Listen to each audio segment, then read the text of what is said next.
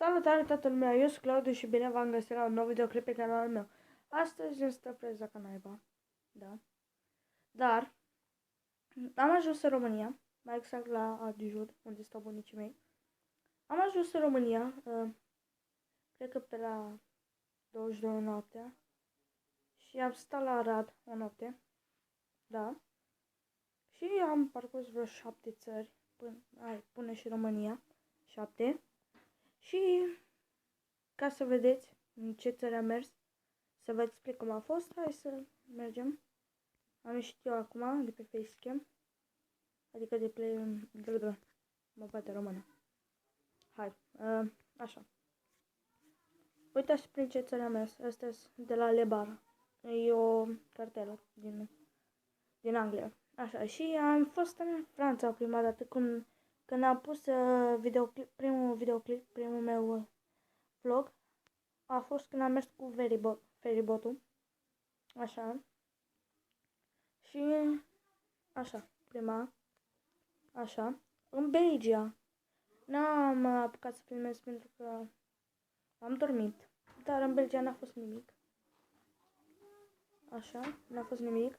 În Nederland nici nimic. În Germania am stat o zi, adică o noapte.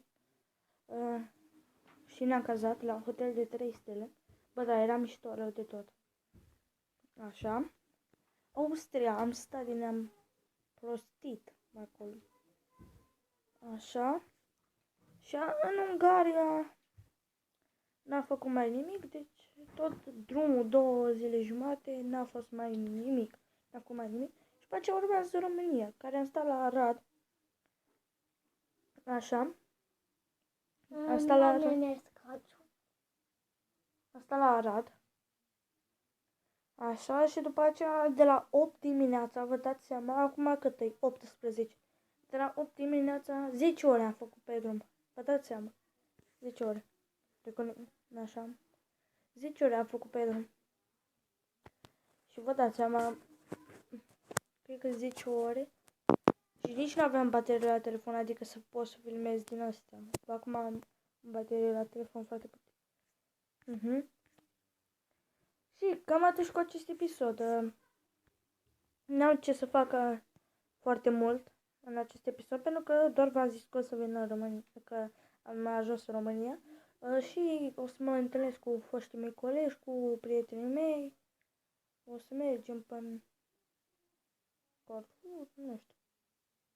Da. Dar pe momentan nu sunt la bunicii mei acum. Da, și cam atunci cu acest episod. Dacă v-a plăcut, nu uitați să apăsați un buton de like și noi ne vom revedea data viitoare. Pa!